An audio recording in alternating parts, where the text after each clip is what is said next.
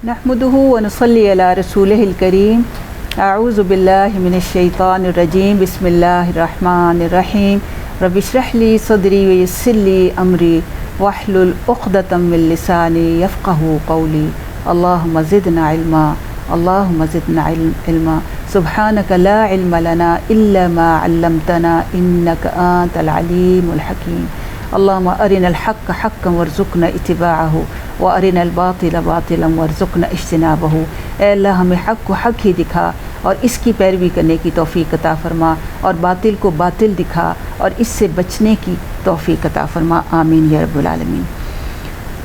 सैयदना हुसैन रज़ियल्लाहु अन्हु की शहादत का पस मंज़र हम देख रहे हैं, और हमने देखा कि हज़रत अमीर मुआविया ने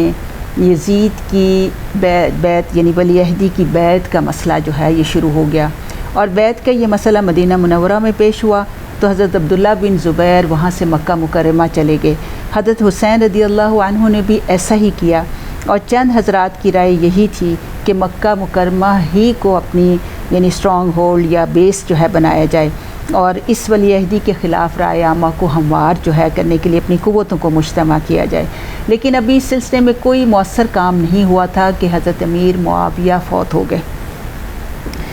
और जब वो फ़ौत हुए तो चूँकि ये इसके बारे में अक्सरियत ने बैत ले ली हुई थी, तो इस वजह से हुकूमत जो है वली अहद के बहसियत वली अहद हुकूमत जो है वो अमीर यज़ीद के हाथ में आ गई। और इसके बाद जो असल वाक़या जो हज़रत हुसैन रज़ियल्लाहु अन्हु की शहादत का जो पस मंज़र है और जो शहादत का सबब भी बना, वो ये हुआ कि ये वली अहदी देखें कि मदीना मुनव्वरा में हो गई और वो अमीर बन गया। लेकिन इसके बाद कूफ़ा के लोगों ने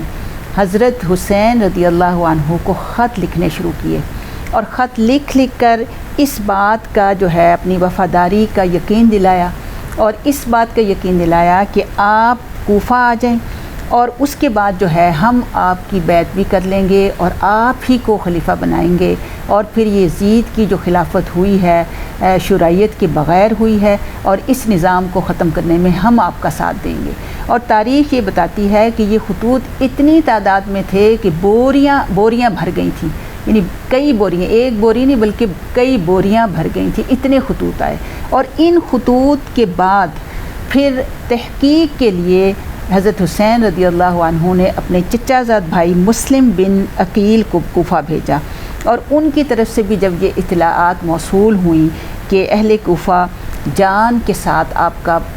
साथ देने के लिए तैयार हैं, तो फिर हज़रत हुसैन रज़ियल्लाहु अन्हु ने कूफ़ा के सफ़र का इरादा किया। आप देखिए कि इसमें टाइम लगा, और बहुत सोचो विचार के बाद इस बात का फ़ैसला जो है वो किया गया, और उन्होंने फिर कूच की तैयारियां शुरू कर दी। हज़रत अब्दुल्ला बिन अब्बास रज़ियल्लाहु अन्हुमा और हज़रत अब्दुल्ला बिन उमर, इनके बारे में हम किसी किस्म का कोई शक नहीं कर सकते। अब्दुल्ला बिन अब्बास रज़ियल्लाहु अन्हुमा ये वो सहाबी रसूल हैं, मुफस्सिर कुरान, जिनके सीने पे हाथ फेरा था नबी सल्लल्लाहु अलैहि वसल्लम ने, और कहा था कि अल्लाह तो इसे दीन की समझ दे, कुरान की तावील और सही तौर पर इसकी तफसीर करने की तौफ़ीक़ अता फ़रमा। और हम देखते हैं कि कुरान की सारी तफसीर में ज़्यादातर जो नाम है हज़रत अब्दुल्ला बिन अब्बास का आता है, और हज़रत अब्दुल्ला बिन उमर रज़ियल्लाहु अन्हु जो कि हज़रत उमर के साहबज़ादे थे, उनके बारे में आता है कि सबसे ज़्यादा अगर किसी को सुन्नत का हरीस और सुन्नत का मुत्तबे देखना है तो हज़रत अब्दुल्ला बिन उमर हैं, कि जिन्होंने नबी सल्लल्लाहु अलैहि वसल्लम की ऐसी सुन्नतों का भी इत्तिबा किया कि जिनके बारे में हमें ये हुक्म नहीं मिलता कि ज़रूर ही यानी जहाँ आप बैठते थे आप उसी जगह बैठते थे, जिस दरख्त के नीचे आपने साए के नीचे आराम किया आप भी उसी जगह पे आराम करते थे। तो बहुत ज़्यादा मुत्तबे सुन्नत और बहुत ज़्यादा इत्तिबा करने वाले। लेकिन इन दोनों ने बहुत समझाया हज़रत हुसैन रज़ियल्लाहु अन्हु को, और कहा कि अब मक्का से ना निकलिए, और ये दोनों हज़रात ये कहते हुए रो पड़े कि कहीं ऐसा ना हो कि जिस तरह अमीरुल मोमिनीन हज़रत उस्मान रज़ियल्लाहु अन्हु को इनके घर वालों के सामने ज़िबा कर दिया गया है, इसी तरह आपके अहलो अयाल के सामने कहीं आपको भी ज़िबा ना कर दिया जाए। क्योंकि दूररस निगाहें थीं, उन्हें पता था कि अहले कूफ़ा ने पहले भी जो है ये ऐसे बदअहदियाँ की हैं, और इस तरह की बेवफाई का उनकी तरफ से पूरी तरह से इम्कान मौजूद था, और इसी वजह से उन्होंने रोका भी। लेकिन जब हज़रत हुसैन रज़ियल्लाहु अन्हु ने, क्योंकि वो फ़ैसला कर चुके थे اور وہی والی بات ہے کہ وہ مزاج تھا، اور انہوں نے اس بنا پر انہوں نے بھی نیک نیتی کے ساتھ اپنے نانا نبی اکرم صلی اللہ علیہ وسلم کے دین کو بچانے کا فیصلہ کیا تھا، اور پھر انہوں نے اسی بات پر عمل کیا کہ جو اللہ قرآن میں کہتے ہیں کہ فَإِذَا عَزَمْتَ فَتَوَكَّلْ عَلَى اللَّهِ، کہ تم مشورہ ضرور کرو، لیکن اگر تمہیں کسی ایک بات کے اوپر اگر ہو جائے تو پھر اللہ کی ذات پر بھروسہ کرو۔ انہوں نے اس آیت کے مصداق انہوں نے کہا کہ نہیں، میں نے جانا ہی ہے۔ اور جب حضرت حسین نے کوچ کیا تو حضرت عبداللہ بن عباس رضی اللہ عنہما ان کی سواری کے ساتھ دوڑتے ہوئے دور تک گئے اور اصرار کرتے رہے کہ اللہ کے لیے باز آ جائیے، اور اگر جانا ہی ہے تو خواتین اور بچوں کو ساتھ لے کر نہ جائیے، کیونکہ جب آپ گئے تو آپ اپنی سارے خاندان کو اپنے ساتھ، اپنی بیوی، اپنے بچوں کو لے کر گئے۔ اب یہ حضرت عبداللہ بن عباس آپ دیکھیں کہ رشتے میں ایک جانب سے تو حضرت حسین رضی اللہ عنہ کے چچا لگتے ہیں اور دوسری طرف سے نانا بھی لگتے ہیں، تو اس حوالے سے وہ بار بار کہہ رہے ہیں کہ اے ابن عم، خدا کے لیے باز آ جاؤ، یا کم از کم ان عورتوں اور بچوں کو ہی مکہ مکرمہ میں چھوڑ دو۔ لیکن آپ دیکھیں کہ دوسری طرف وہ سراپا استقامت اور وہ پہاڑ تھا پیکر شجاعت جس نے نیک نیتی سے فیصلہ کیا، اور اس پر وہ ڈٹے بھی رہے۔ اور پھر راستے میں جب یہ اطلاع ملی کہ حضرت مسلم بن عقیل جو ایلچی اور تحقیق کنندہ کی حیثیت سے کوفہ گئے تھے نا، یعنی حضرت حسین رضی اللہ عنہ نے ان کو بھیجا تھا، وہاں شہید کر دیے گئے، اور کوفہ والوں کے کانوں پر جوں بھی نہیں رینگی۔ سب کے سب نے گورنر کوفہ کے سامنے حکومت وقت کے ساتھ وفاداری کا عہد جو ہے استوار کر لیا۔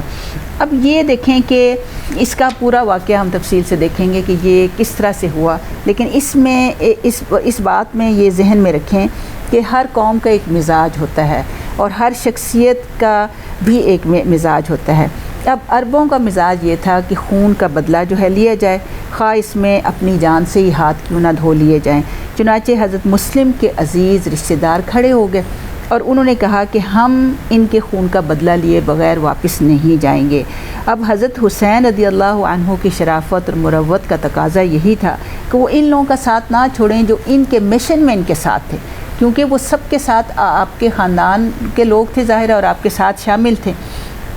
تو اس وجہ سے حضرت حسین رضی اللہ عنہ نے اس سفر کو جاری رکھا، اور اسی دوران حضرت عبداللہ بن جعفر طیار جو چچا زاد بھائی تھے، ان کے بیٹے حضرت عون اور حضرت محمد ان کا پیغام لے کر آئے کہ خدا کے لیے ادھر مت جائیے۔ اب آپ دیکھیں کہ اس سفر کو ذہن میں رکھیں اور اس تاریخ کے اس حصے میں پہنچ جائیے، تو آپ دیکھیں کہ کیا کیفیت نظر آتی ہے کہ لوگ آپ کے پاس آ رہے ہیں، آپ کے عزیز رشتہ دار آپ کے پاس آ رہے ہیں، کیونکہ وہ ساری صورتحال کو دیکھ رہے ہیں۔ اب حضرت محمد، حضرت عون جو تھے آپ کے چچا زاد بھائی تھے، اور انہوں نے آ کر جو ہے وہ آ کے ان کی منت کی باقاعدہ کہ اب خدا کے لیے ادھر مت جائیے، لیکن چونکہ فیصلہ اٹل تھا وہ ان دونوں کو بھی ساتھ لے لیتے ہیں، اور پھر یہ سفر جاری رہتا ہے یہاں تک کہ یہ قافلہ جو ہے کربلا کے میدان میں جو ہے پہنچ جاتا ہے۔